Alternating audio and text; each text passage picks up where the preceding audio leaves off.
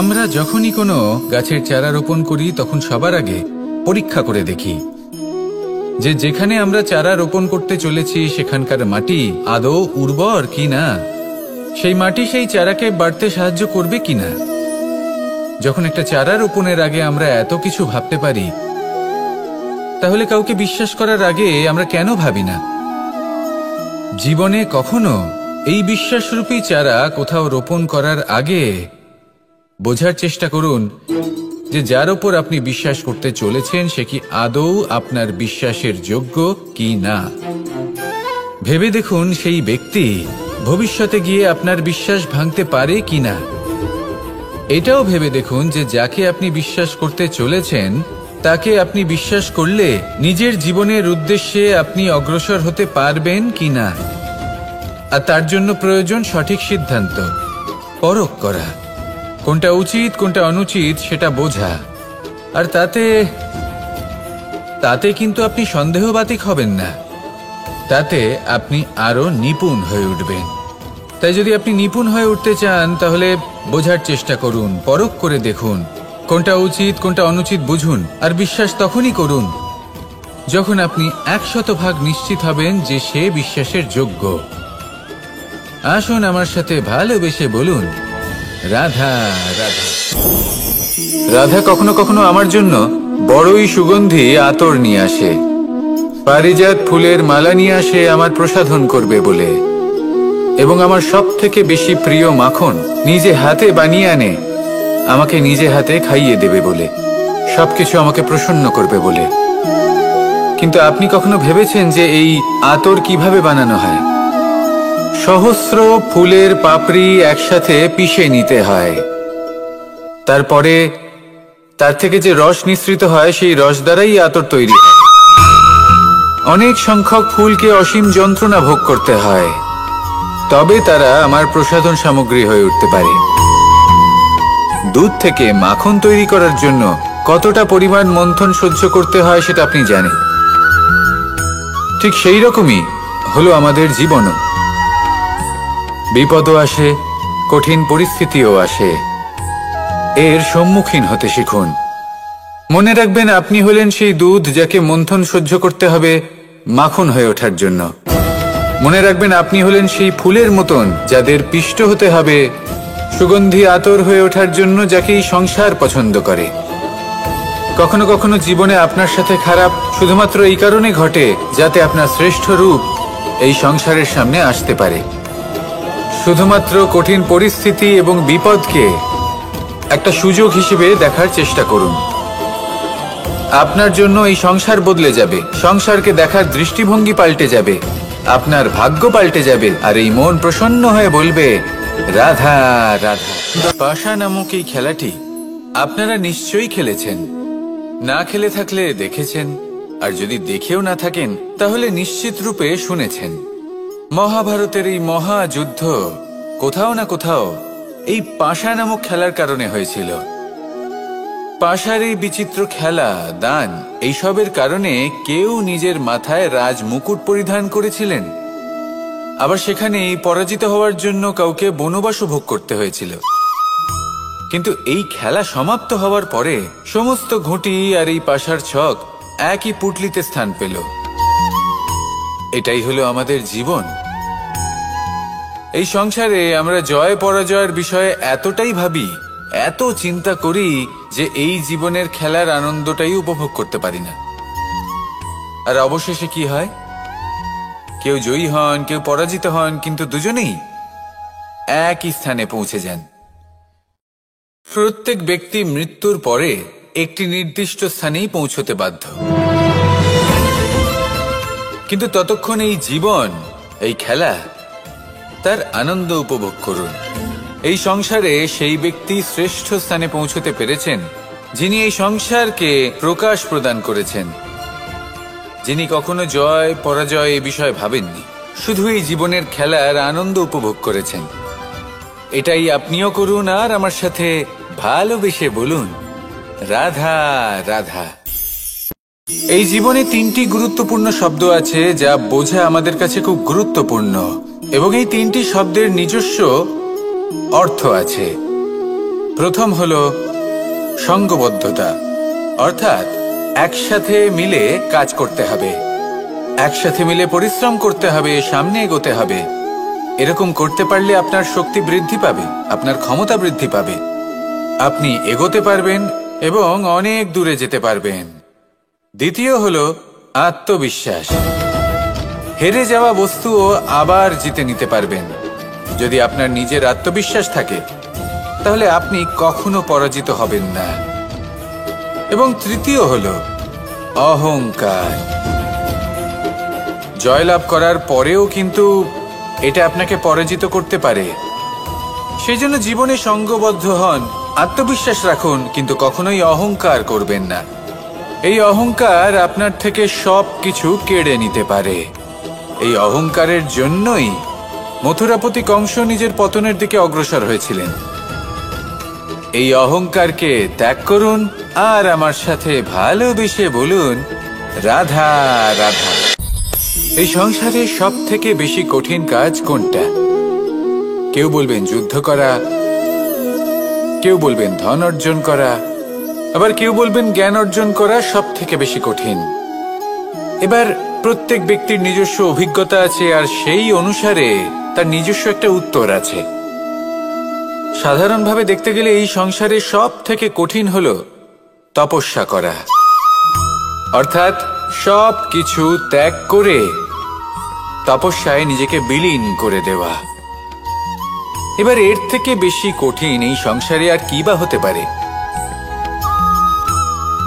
এই সংসারে, এই সমাজে, নিজের পরিবারের মধ্যে থেকেও ধৈর্য ধরে সামনে অগ্রসর হওয়া, এটা হলো সব থেকে কঠিন কাজ। কারণ যখন আপনি তপস্যা করেন তখন সেখানে আপনার ধৈর্য ভাঙার মতো কেউ থাকেন না, না কোনো বন্ধু, না কোনো আত্মীয়, না কোনো শত্রু, কেউ না। কিন্তু যখন আপনি এই সমাজে, এই পরিবারে থাকেন, কোনো না কোনো ব্যক্তি এসে আপনার ধৈর্যের বাঁধ ভেঙে দেওয়ার ক্ষমতা রাখেন। তারা আপনার ধৈর্যের বাঁধ ভেঙে দেয়, আর কখনো কখনো তারা অনিচ্ছাকৃতভাবেই সেটা করে থাকেন।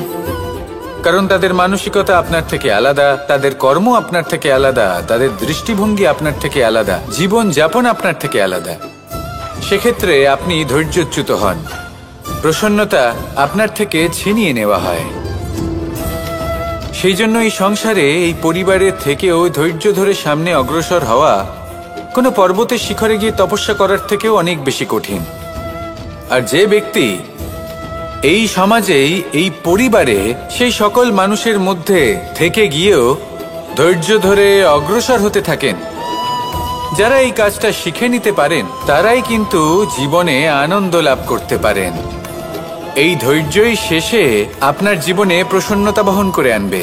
তাই ধৈর্য ধরে জীবনের পথে অগ্রসর হন আর আমার সাথে ভালোবেসে বলুন, রাধা রাধা। প্রত্যেক মানুষ নিজের জীবনে দুঃখ অনুভব করেন। প্রত্যেকের দুঃখ আলাদা হতে পারে। কারোর মনে এই দুঃখ থাকে যে সে তার বাবা মায়ের সব ইচ্ছে পূরণ করতে পারেননি। কেউ এটা ভেবে দুঃখ পান যে সে চিরকাল সদাচার করেছেন, সৎকর্ম করেছেন, কিন্তু তাও তাকে দুরাচারী বলে মনে করা হয়। কেউ এটা ভেবেও দুঃখ পান যে তার সামনে যে ব্যক্তি রয়েছেন তার চোখে তিনি শত্রু হয়ে উঠেছেন বা দুষ্ট হয়ে উঠেছেন, যেখানে তিনি হয়তো কোনো অনুচিত কাজই করেননি। এবার এই সমস্ত বিষয় নিয়ে ভেবে নিজের ব্যক্তিত্ব নিয়ে সন্দেহ প্রকাশ করবেন না। যদি নিজের ব্যক্তিত্ব নিয়ে কোনো সন্দেহ থেকে থাকে তাহলে কর্ম সংক্রান্ত প্রশ্ন করুন যে আপনি যা করেছেন তাতে কি উচিত ছিল, কি অনুচিত ছিল। যেটা প্রয়োজন সেটা এটা বোঝার যে আপনার অন্তর্মন, আপনার বিবেক আপনাকে কি বলছে, আর আপনার অন্তর্মন আর আপনার বিবেক আপনাকে যেটা করতে বলবে শুধু সেটাই করুন। আর তারপরে এই সংসার কি বলবে, কি ভাববে সেসব নিয়ে ভাবতে যাবেন না। কারণ এই সংসার তো ঈশ্বরকেও প্রশ্ন করে থাকে, ঈশ্বরকেও দোষী মনে করে।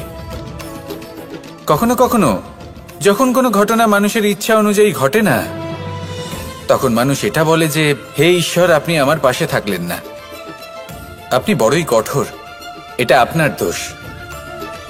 যেখানে বেশিরভাগ সময় হয়তো সে নিজেই নিজের কর্মফল ভোগ করছে আর কখনো কখনো ঈশ্বর হয়তো তার জন্য আরো ভালো কোনো পরিকল্পনা করে রেখেছেন, কিন্তু মানুষ সেটা বুঝতে পারে না।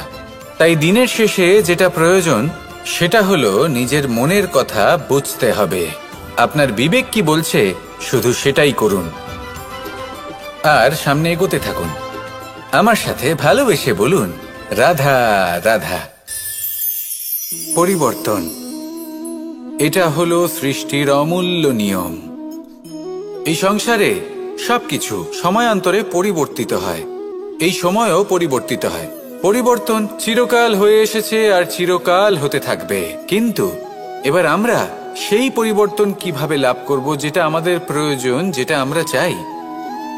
আমরা জীবনে বিকাশ চাই। এই বিকাশ কিভাবে লাভ করতে পারি? এই প্রকৃতি কিন্তু আমাদের অত্যন্ত উত্তম উদাহরণ দিয়ে বুঝিয়েছে। একটি বিন্দুর উদাহরণ দিয়েছে যা ভবিষ্যতে একটা বিশাল নদীর আকার ধারণ করে। এটা কিভাবে হয়? মেঘ থেকে একটি বিন্দু ঝরে পড়ে সেই পর্বতের ওপর যেখানে হিম আছে। সেই হিমের সংস্পর্শে আসা মাত্র সেই বিন্দুর সাথে আরো বেশ কিছু বিন্দু যুক্ত হয়।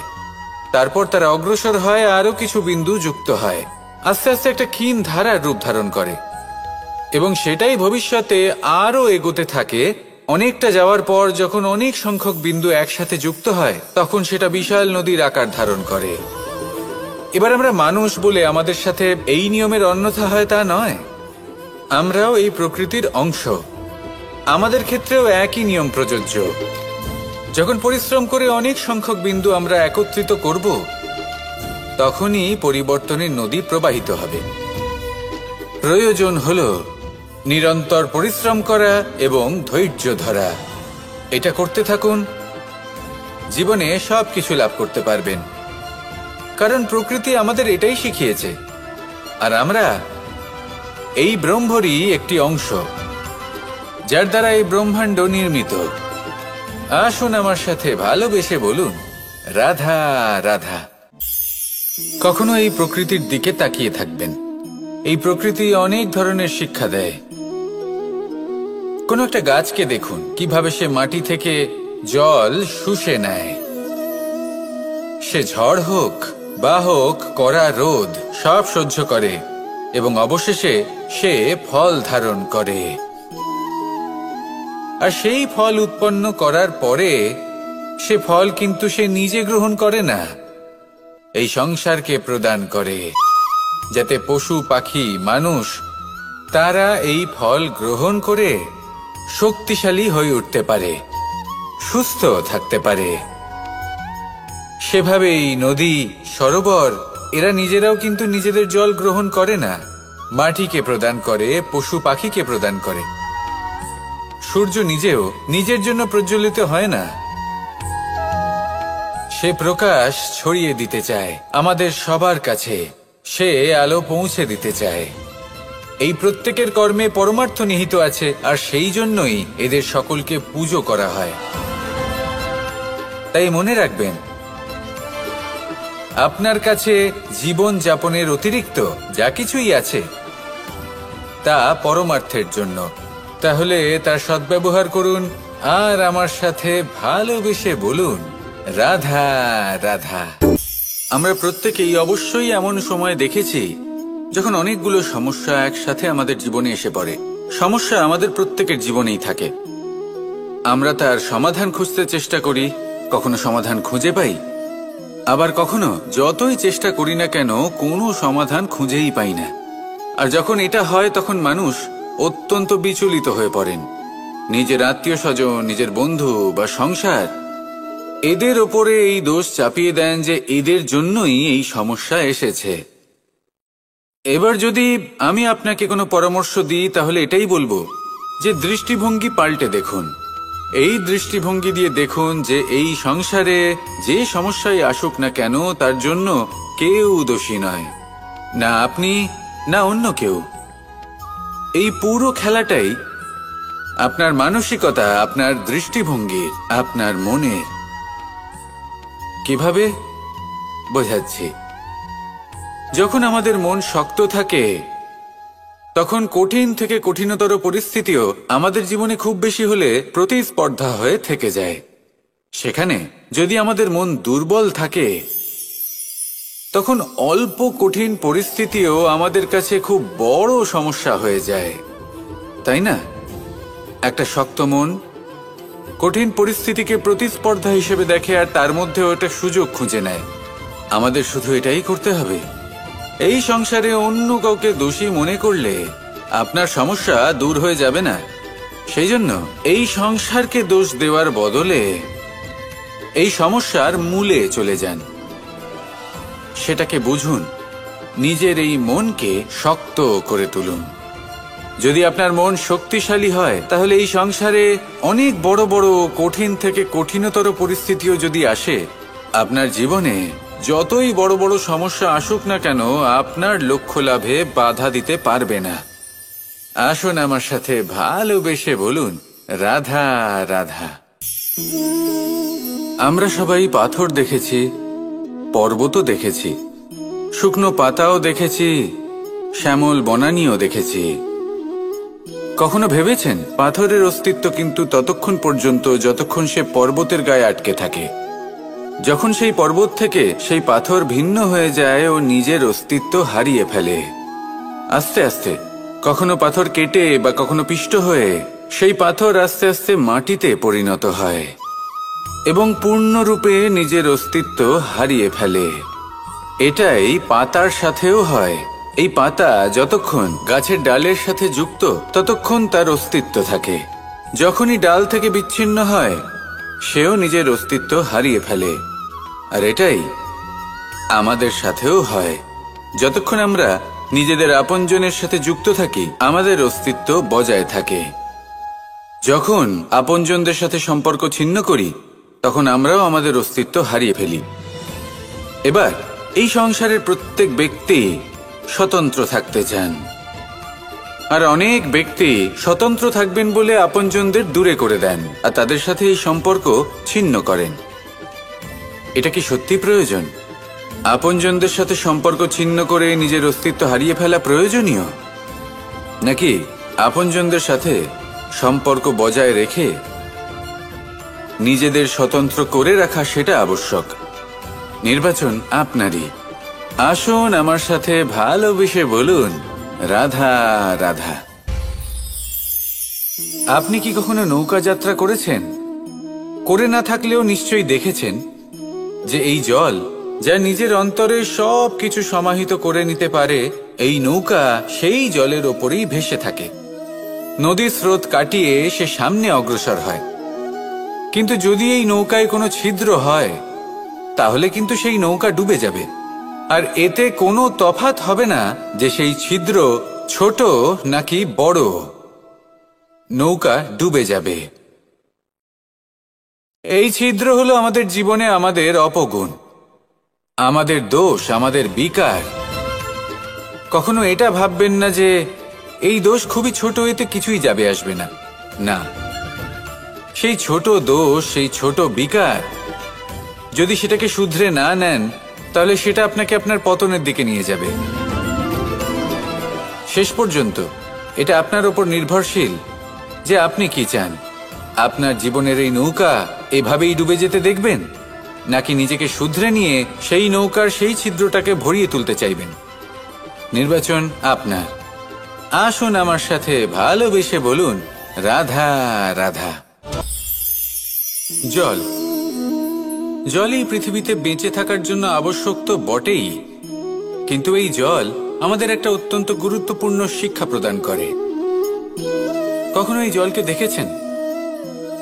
যে পরিস্থিতিতেই এই জল প্রবাহিত হোক না কেন, এর উপর যা কিছুই প্রভাব থাকুক না কেন, এর পথে যতই বাধা আসুক না কেন, তার মধ্যে থেকে ও নিজের পথ ঠিক বের করে নেয়, কিন্তু নিজের প্রবাহ থামতে দেয় না, ক্রমাগত অগ্রসর হতে থাকে। সেরকমই একটা শিক্ষা যেটা আমরা জল থেকে পেয়ে থাকি, তা হলো এটা: আমরা যখন জলের দিকে তাকাই, তখন আমরা নিজের প্রতিবিম্ব দেখি, স্পষ্টভাবে দেখতে পাই। কিন্তু তখনই দেখতে পাই যখন এই জল শান্ত থাকে, স্থির থাকে। যদি এই জল অশান্ত হয়ে থাকে, স্থির না হয়, তাহলে আমরা এতে নিজের প্রতিবিম্ব দেখতে পাই না। এটাই আমাদের মনের সাথেও হয়ে থাকে। যখনই জীবনে কোনো সংকট আসে, যদি আমরা শান্ত মনে, স্থির মনে সিদ্ধান্ত নিই, তাহলে সেটা এমন একটা শীতল সিদ্ধান্ত হবে যেটা আমাদের ভবিষ্যৎকে একটা শ্রেষ্ঠ স্থানে নিয়ে যাবে।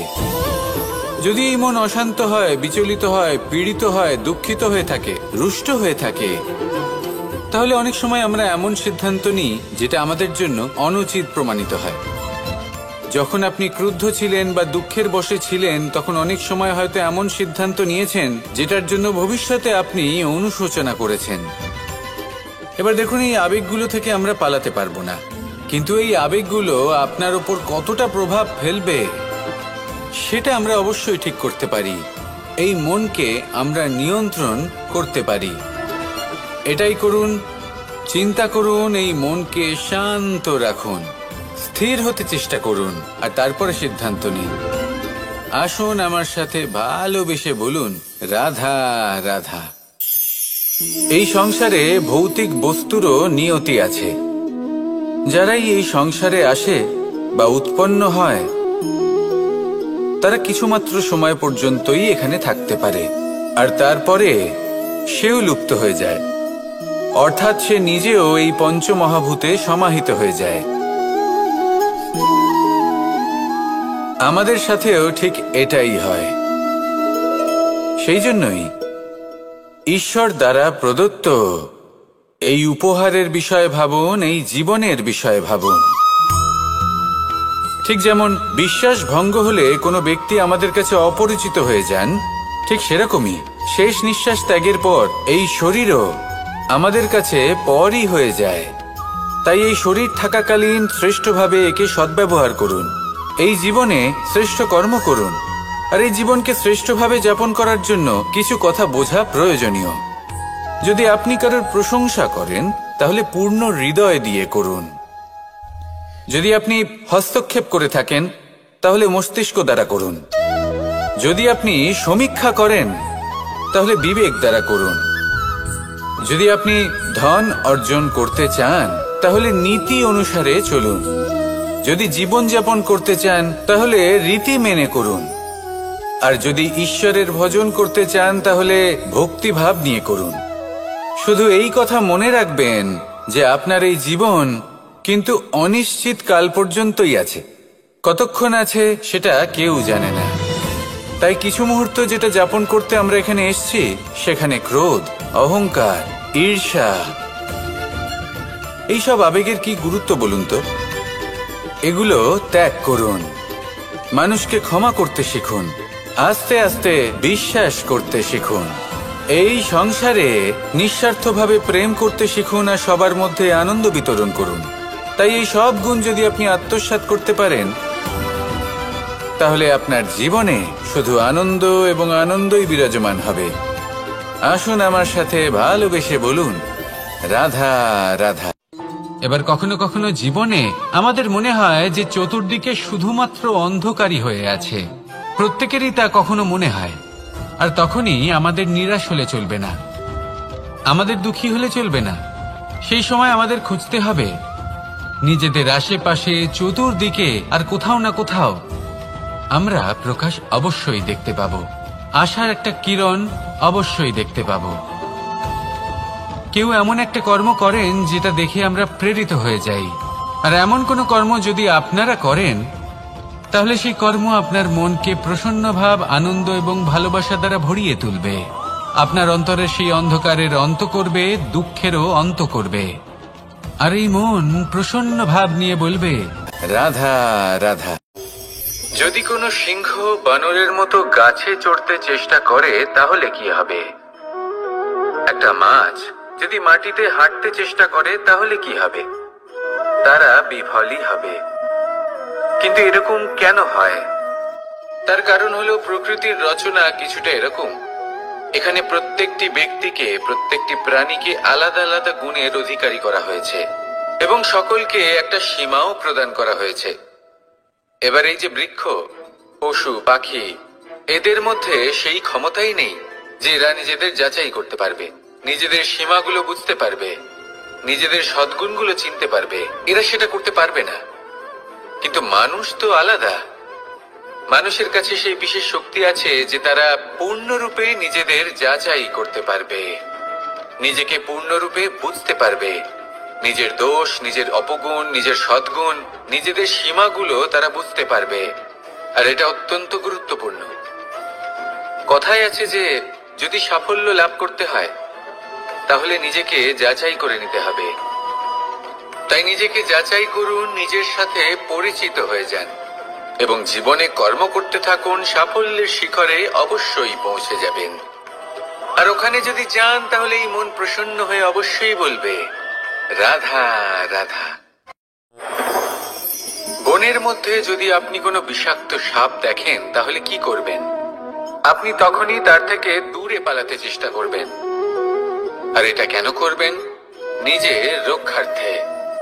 এই কথা আমি নয় মেনে নিলাম, কিন্তু নিজের জীবনে এটা করেন না কেন? আপনি যেখানেই যান, যে স্থানেই যান না কেন, প্রত্যেক সময়, প্রত্যেক মুহূর্তে এমন বিষাক্ত সাপ আপনি অবশ্যই খুঁজে পাবেন। আর সেই সাপ নয় যাদের আপনি বনে খুঁজে পাবেন, এরা হলো সেই সাপ যা আপনাকে পাপ করতে বাধ্য করবে। আপনার অন্তরের বাসনা, ক্রোধ, অহংকার, লোভ, ঈর্ষা এদের বৃদ্ধি ঘটাবে। দেখুন, বনের এই সাপ আপনাকে একবার ছেড়ে দিতেও পারে, ছোবল নাও মারতে পারে, কিন্তু এই যে পাপরূপী সাপ আছে তা অবশ্যই ছোবল মারবে। কর্ম যদি করেন তাহলে অবশ্যই ফল পাবেন। সেই জন্য যখনই কোথাও যাবেন, যদি এমন কাউকে দেখেন, যদি এমন কিছু দেখেন যে আপনাকে পাপ করতে বাধ্য করছে, তাহলে সেই মুহূর্তে সেখান থেকে পালিয়ে যান। যেমন বনের সাপ দেখে আপনি পালাতে থাকেন। সৎকর্মের রক্ষা অত্যন্ত আবশ্যক। আসুন আর আমার সাথে ভালোবেসে বলুন, রাধা রাধা। মনুষ্য জীবনের সব থেকে বেশি গুরুত্বপূর্ণ বিষয় হলো মনের একাগ্রতা। এই সংসারের যে কটি মহান কার্য সম্পাদন হয়েছে তা হলো মনের এই একাগ্রতার একমাত্র ফল। আপনি অবশ্যই দেখে থাকবেন, অনেক ছোট বড় নদী যা বয়ে চলে তাদের সামনে একটা বাঁধ নির্মাণ করা হয় সেই সব নদীর জল সঞ্চয় করতে। বাঁধ হয়ে গেলে প্রয়োজন মতো বা মনের ইচ্ছে মতো তাকে ব্যবহার করা সম্ভব। এবার এটাই আমাদের মনের সাথেও সম্ভব। আমাদের মনের একাগ্রতা আজকের দিনে দাঁড়িয়ে বিভিন্ন ধরনের বিকার, ক্রীড়া এবং ভোগের মধ্যে ভাগ হয়ে গেছে। একে একত্রিত করতে হবে, একটা বাঁধ নির্মাণ করতে হবে। একে শুধু এটাই করতে হবে, যেটা উচিত কর্ম সেটাই করুন, যেটা অনুচিত কর্ম সেটা করা থেকে নিজেকে বিরত রাখুন। এটাই করতে হবে, যেটা উচিত কর্ম সেটাই করুন, যেটা অনুচিত কর্ম সেটা করা থেকে নিজেকে বিরত রাখুন। ব্যাস, এই কাজটাই আপনি করতে থাকুন, করতে থাকুন। মনের মধ্যে একাগ্রতার বাঁধ নির্মাণ করুন। আর একবার যদি তা নির্মাণ হয়ে যায় তাহলে যখন চাইবেন, যেখানে চাইবেন, যতটা চাইবেন একাগ্রতা প্রয়োগ করতে পারবেন। আর একবার যদি আপনি এটা শিখে যান তাহলে এই সংসারকে বদলে ফেলার মতো কাজ আপনি করতে পারবেন, সমাজকে শোধরাবার মতো কাজ করতে পারবেন। তাহলে এই মনকে একাগ্র করুন আর আমার সাথে ভালোবেসে বলুন, রাধা রাধা। আমরা সবাই ফল খাই, কিন্তু আমাদের সেই ফলই প্রিয় হয় যে পরিপক্ক হয়ে ওঠে, যেটা নম্র হয়, আর যে ফল অনেক বেশি মিষ্টি আর সুস্বাদু হয়ে থাকে, যাদের রঙে বাহার দেখা যায়।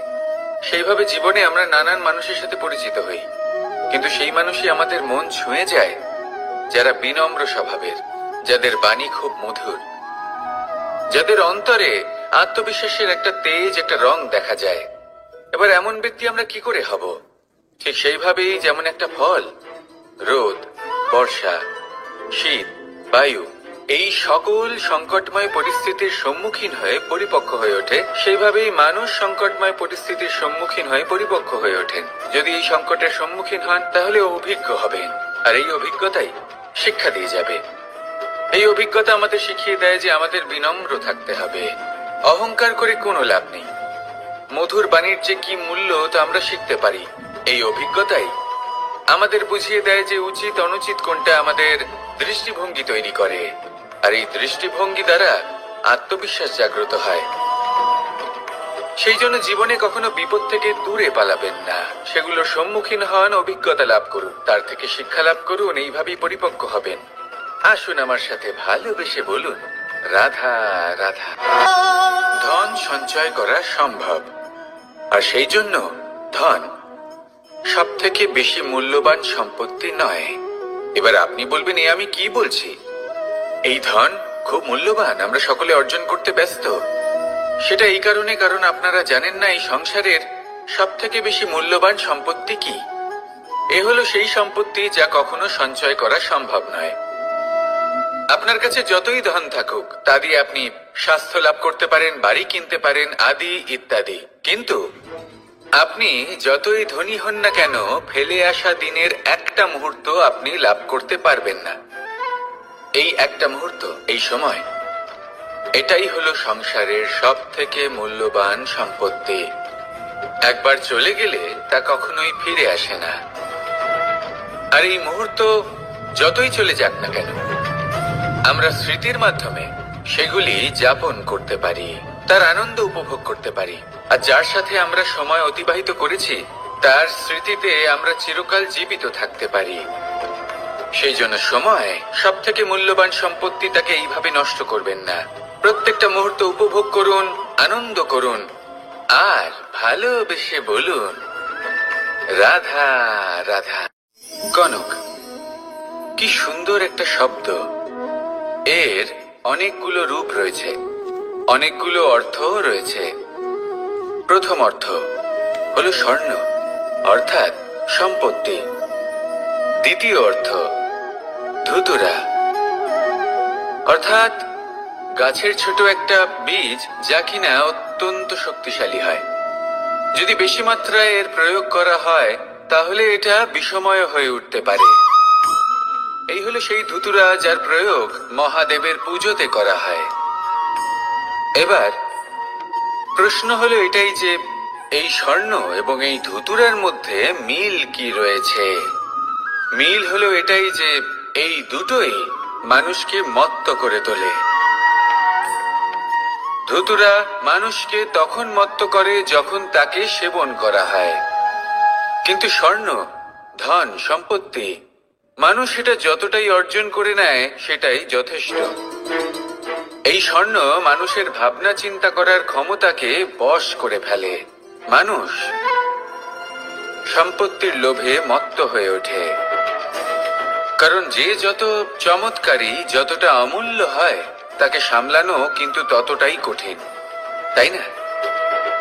তাই মনে রাখবেন, ধন, স্বর্ণ, সম্পত্তি এগুলো ধুতুরার থেকেও অনেক বেশি বিষাক্ত হতে পারে। তাই এর ওপর আত্মসংযমের একটা কবচ পরিয়ে রাখবেন এবং বিবেকের শক্তির সাথে এগুলো প্রয়োগ করুন, তবেই কল্যাণ হবে। আসুন আমার সাথে ভালোবেসে বলুন, রাধা রাধা। রোগ যদি এসে থাকে তাহলে তার ওষুধও অবশ্যই আসে। সমস্যা যদি আসে তাহলে সেই সমস্যার সমাধানও নিজে থেকেই আমাদের কাছে চলেই আসে। এই সংসার, এই জীবনের শুধুমাত্র একটাই নিয়ম আছে, আর তা হলো এটাই, এই সংসার হলো একটা চক্রের মতো। এতে শাশ্বত বলে কিছু নেই, নিত্য বলে কিছু নেই, আর যা কিছুই রয়েছে সব বদলাতে চলেছে। যদি আপনার জীবনে দুঃখ থাকে, সমস্যা থাকে, যদি আপনি বিপদ দ্বারা আচ্ছন্ন, তাহলে মনে রাখবেন সবকিছু বদলে যেতে চলেছে। দুঃখের সময় কাঁদবেন না, মনকে আরো দুঃখী করে তুলবেন না, কারণ এখানে যা কিছুই এসেছে তা যাওয়ার জন্যই এসেছে। তাহলে এত চিন্তা কিসের? আনন্দ সহকারে জীবন যাপন করুন, আর আমার সাথে ভালোবেসে বলুন, রাধা রাধা। মানুষের জীবনে তিনটি গুণ অত্যন্ত প্রয়োজনীয়: শ্রদ্ধা, বিনম্রতা, যোগ্যতা। যদি জ্ঞান লাভ করতে চান তাহলে শ্রদ্ধার প্রয়োজন, যদি মান লাভ করতে চান তাহলে স্বভাবে বিনম্র হওয়া প্রয়োজন, আর যদি মনোবাঞ্ছিত স্থান লাভ করতে চান তাহলে যোগ্যতার প্রয়োজন। বিষয়টা সহজ। শ্রদ্ধা আপনাকে জ্ঞান দেবে, নম্রতা আপনাকে মান, আর যোগ্যতা উচিত স্থান দেবে। কিন্তু যদি আপনি এই তিনটি গুণ সম্মিলিত করেন তাহলে এমন কিছু লাভ করবেন যা এই সব কিছুর থেকে অনেক ঊর্ধ্বে। সম্মান। আর এ হলো সেই সম্মান যা প্রত্যেক মানুষের নিজের জীবনে লাভ করতে চেষ্টা করা উচিত, কারণ এই হলো সেই সম্মান যার কারণে আপনি চলে যাওয়ার পরেও এই সংসার আপনাকে ভালোবাসবে আর মনে রাখবে। আসুন আমার সাথে ভালোবেসে বলুন, রাধা রাধা। জীবনে গতি অত্যন্ত গুরুত্বপূর্ণ, মতিও হলো গুরুত্বপূর্ণ, এবং তার থেকেও বেশি গুরুত্বপূর্ণ হলো সঙ্গতি। একটা জলের ফোঁটা, তার মধ্যে গতি থাকে, প্রকৃতির মধ্যে তা লাভ করার ইচ্ছে নিহিত থাকে, কিন্তু এই যে সঙ্গতি তা নির্ধারিত করে যে এই জলের ফোঁটা ঝিনুকের মুখে পড়ে মুক্ততে পরিণত হবে নাকি বিষাক্ত সাপের মুখে পড়ে বিষে পরিণত হবে। এবার দেখুন, এই জঞ্জাল স্বর্ণকারের দোকানের সামনেও থাকে এবং জঞ্জাল একজন ব্যবসাদারের দোকানেও থাকে, কিন্তু জঞ্জাল যা স্বর্ণকারের দোকানে থাকে তা ব্যবসাদারের দোকানের জঞ্জালের থেকে অনেক বেশি মূল্যবান, কারণ তার মধ্যে সোনার কণার সঙ্গতি থাকে। সেই জন্য জীবনে সঙ্গতির উপর বিশেষ গুরুত্ব দেবেন। যেমন সঙ্গতি তেমনই আপনি হবেন। আসুন আমার সাথে ভালোবেসে বলুন, রাধা রাধা। প্রত্যেক প্রাণী ভালোভাবে জীবন যাপন করতে চান, এটা তাদের স্বভাবে আছে এবং ভাবাটা অনুচিত নয়। কিন্তু একটা ভালো জীবনের গুরুত্বপূর্ণ অংশ কোনটা? বসবাসের স্থান, সেই স্থান যেখানে আমরা জীবন অতিবাহিত করি। এবার মানুষ ভাবতে পারেন যে একটা ভালো বাসস্থানের অর্থ কি? সেই স্থান যেখানে সহজে জল পাওয়া যায়, যেখানে শুদ্ধ বায়ু পাওয়া যায়, যেখানে আনাজ উৎপন্ন হয়। এটা জীবনযাপনের জন্য পর্যাপ্ত বটে, কিন্তু ভালো জীবন যাপনের জন্য আরো একটা কথা আপনাকে বুঝতে হবে। সাধু, জ্ঞানী, পণ্ডিত ব্যক্তি, এই সকল মহাপুরুষ, এনাদের যে বাসস্থান তা অত্যন্ত বিশেষ হয়। এখানে এক ধরনের বিশেষ ইতিবাচক শক্তি থাকে, এমন একটা স্থান যেখানে দেবতারাও বিচরণ করেন। জীবন আমরা সবাই যাপন করি, কিন্তু জীবনের উদ্দেশ্য শুধুমাত্র জীবন যাপন করা নয়। জীবনের উদ্দেশ্য হলো মুক্তি লাভ করা। আর এই সকল সাধু, জ্ঞানী, পণ্ডিত ব্যক্তি, এই সকল মহাপুরুষ আপনাকে মুক্তির পথে নিয়ে যেতে পারেন, কারণ এরা হলেন সেই মহাপুরুষ যারা নিজেদের অন্তরের বিকার, অহংকার, ক্রোধ, বিদ্বেষ, এই সকল দোষগুলিকে ত্যাগ করেছেন, এদের ওপর বিজয় লাভ করেছেন। এমনই একজন ব্যক্তি আপনাকে মুক্তির পথে নিয়ে যেতে পারে। প্রয়োজন হলো শুধুই এনাদের চিনতে পারা, এদের কথা বুঝতে পারা এবং এদের দেখানো পথে চলা।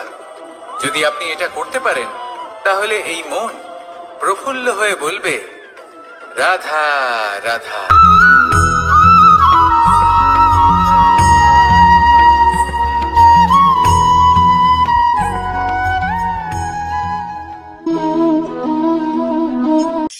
এই শুকনো পাতাটিকে দেখুন, নিষ্প্রাণ হয়ে পড়েছে।